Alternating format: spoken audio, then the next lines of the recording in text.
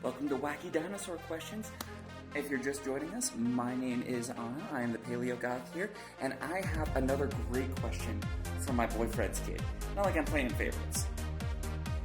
Maybe I'm playing favorites just a little bit because she has some amazing questions. So let's talk about that. But to answer this question best, as much as I love 5027, the T-Rex here at the Science Museum, I have a much better friend back in my home state of Colorado. And as it happens, I am in my home state of Colorado at the museum I started at, the Morrison Natural History Museum. If you guys are in Colorado, please come check this place out. It's where my roots are. It's where my home will kind of forever be. Come check out the Morrison Natural History Museum. Now, the Morrison Natural History Museum laid a lot of the groundwork of what I know today and really taught me a lot.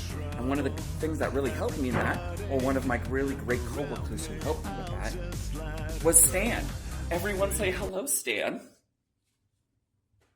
Yes, Stan here is a full-grown T-Rex, okay? He died about 65 million years ago in South Dakota, okay? But he lived right here in Colorado, where we are hanging out now, and all across North America. Now, Stan is really, really cool, and I love Stan, okay? He's one of my favorite T-Rexes, actually he is my favorite T-Rex, okay? Black Beauty is beautiful, but Stan holds a special place in my heart because he taught me so much. Because what's great about this is, you see this right here? Let me flip around the camera. So looking at Stan's magnificent snoot here, we see this line right here. Ooh. That's odd. That's not supposed to be there. And we know that because we can look at the other side of his snoot and don't see it there. Okay? Nothing. That's what it's supposed to look like. That is a very iconic, distinctive mark for Stan. It's how I always know I'm looking at my buddy boy. That is a bite mark. It's a bite mark from another T-Rex. In fact, the closer we look, the more we see them all over Stan here. There's one there. There's one there that healed up probably when he was a baby. This one has new bone growth behind it there. We have this one here. He's got more here. He's got a really bad one down here. This one's very infected, okay? Stan has got bite wounds all over this side of his face and even more on the other side of his face, okay? Stan is really, really cool. He was definitely fighting with T-Rexes all his life. Does this mean that T-Rexes were fighting with each other constantly? Not entirely. Some of them were very friendly.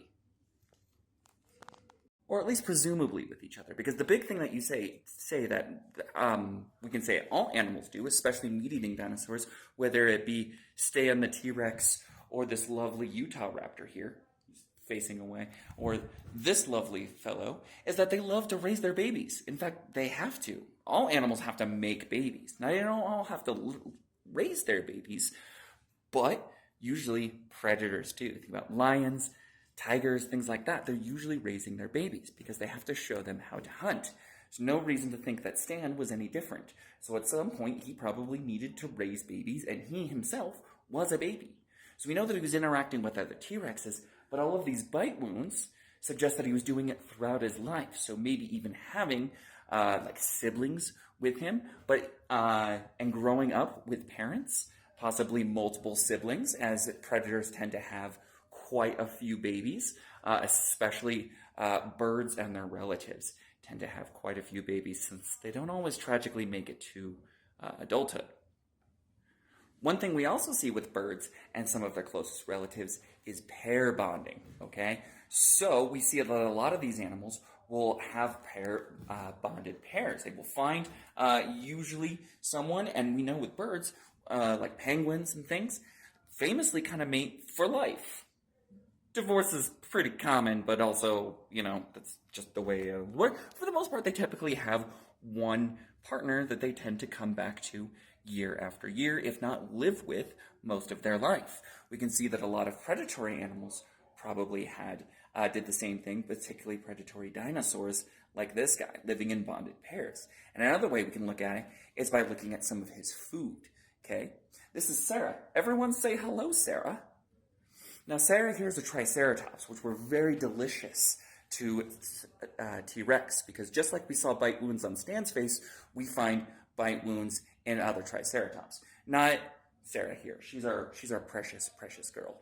We have found bite wounds and healing bite wounds and shed teeth of T-Rex in Triceratops there. We see a lot of them being done, bitten at the back end of the animal. So like around the butt and the tail kind of, and the back kind of region, which makes a lot of sense because if you're trying to eat something with swords on its face, obviously you want to do that. So team tactics is usually handy, especially when you are a large carnivore. So were they probably always in bonded pairs?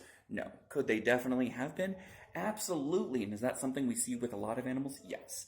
I tend to adhere to the thinking that they were in bonded pairs. It makes sense. They're child rearing. They needed to help each other eat things with swords on their faces, and teamwork is really helpful with that. Large packs, probably not. Mostly because that's a lot of food to feed. I mean, that's a lot of mouths to feed if you have any more than two. If you're feeding just two people or two animals, it's a lot easier to feed that than it is like a whole pack. So you don't need to take down multiple animals, you can just take one. So that's typically how it works in predator-prey relationships, and it's those relationships that we can see today and how we know that things like T-Rex could have done that. So I hope this answered your question. Did they have butlers? Probably not, because they lived in bonded pairs. So T-Rex was socialist.